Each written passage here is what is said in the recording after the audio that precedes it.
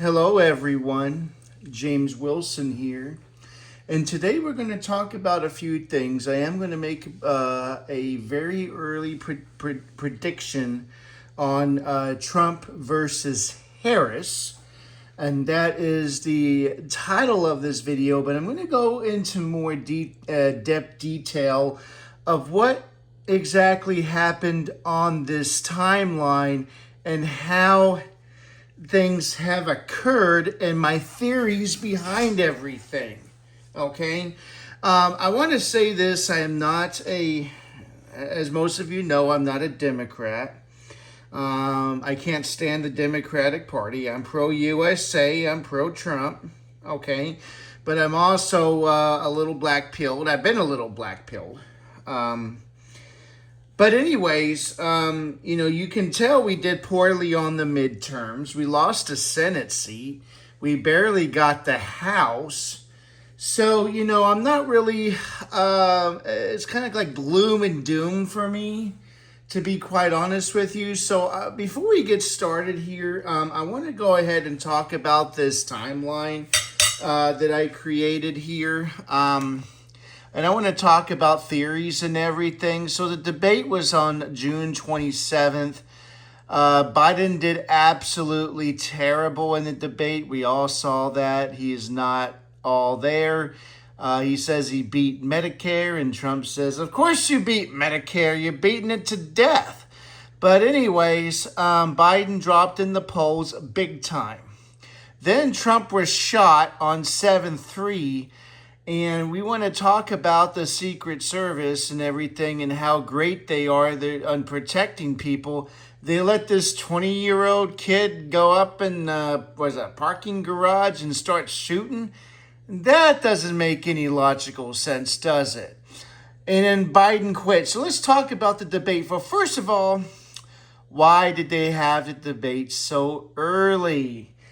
The Democrats want to say because Biden was down in the polls and they wanted to get that bump. But my argument is it is June. It is June. It is so early. It's like it doesn't matter at this point how you're doing. It's June. It's so early. People are not really paying attention to politics yet. So the real reason why they had a debate was to get him out. Hello? Look how he did. When you had the State of the Union, how he was so energetic, and they had him on something, right? And then they had this debate, and they didn't put him on anything. They didn't put him on anything. And so at the end of the day, he did so poorly, but they wanted it early because they wanted enough time to get another nominee.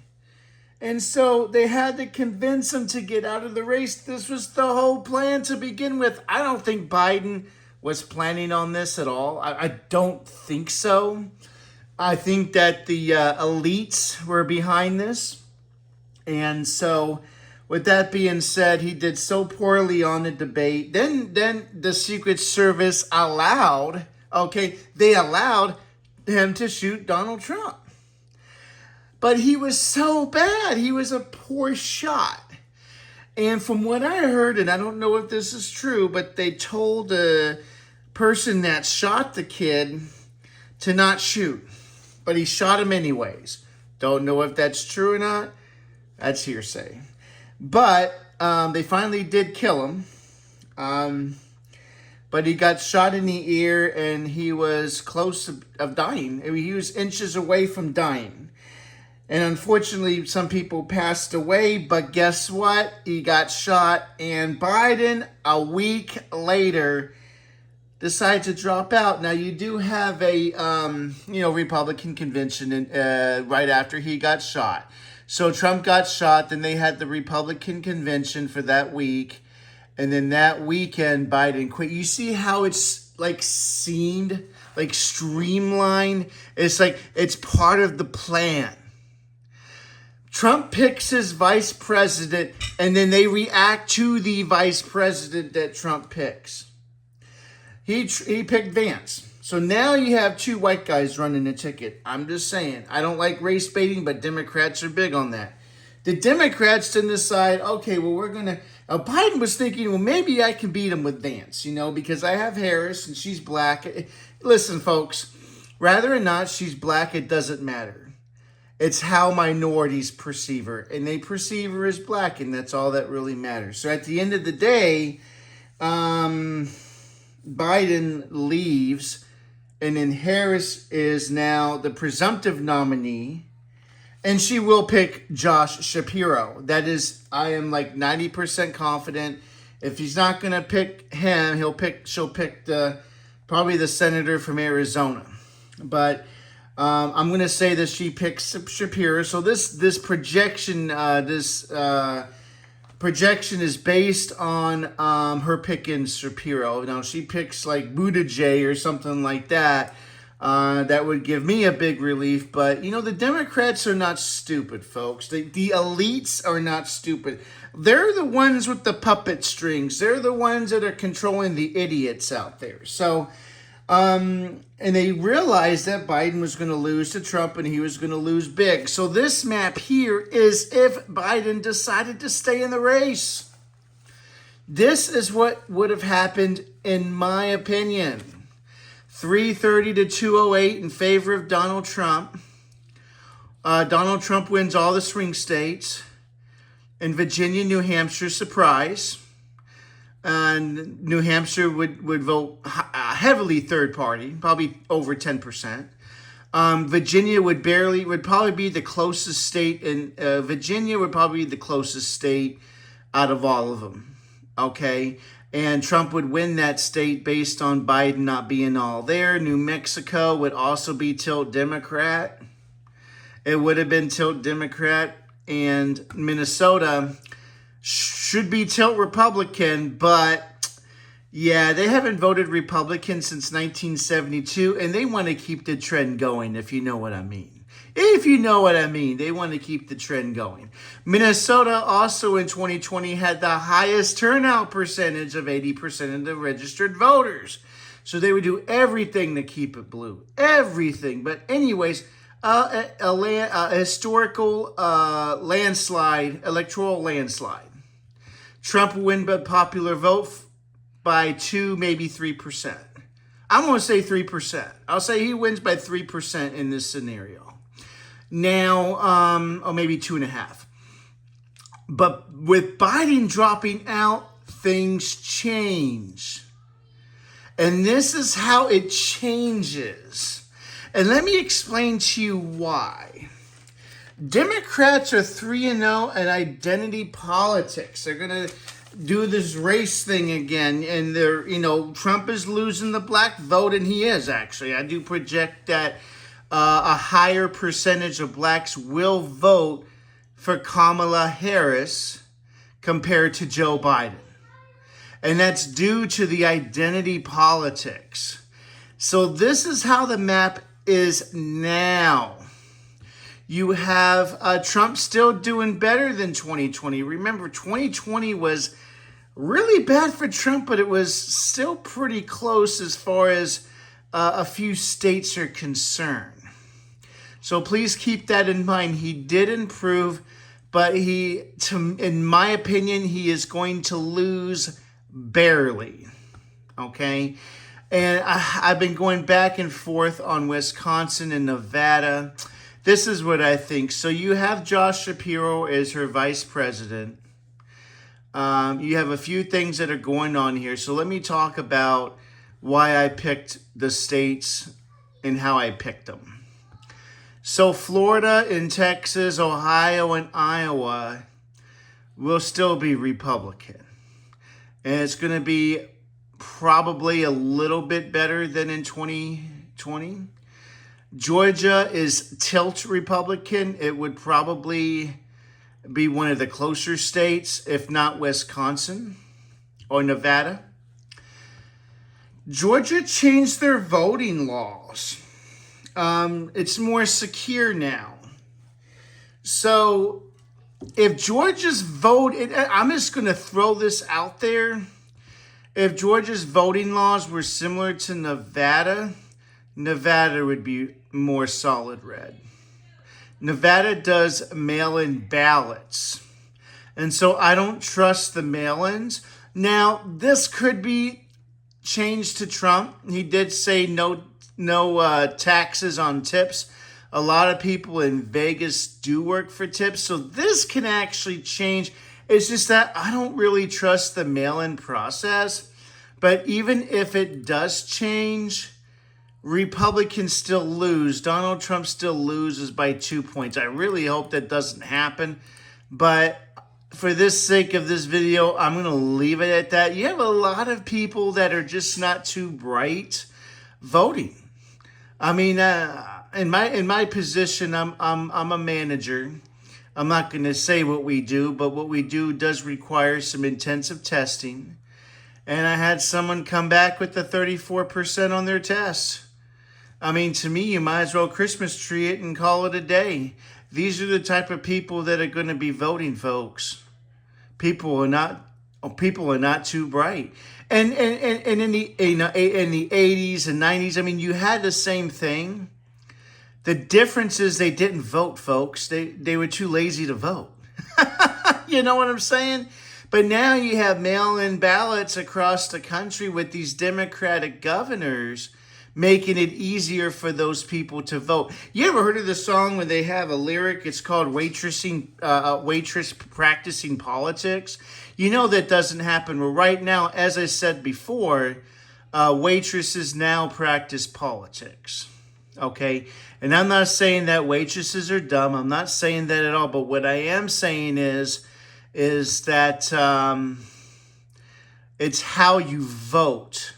So Georgia, they secured their voting. See, Georgia is probably, in my opinion, if they had massive mail-ins again like they did last time, it would probably be more in a light blue.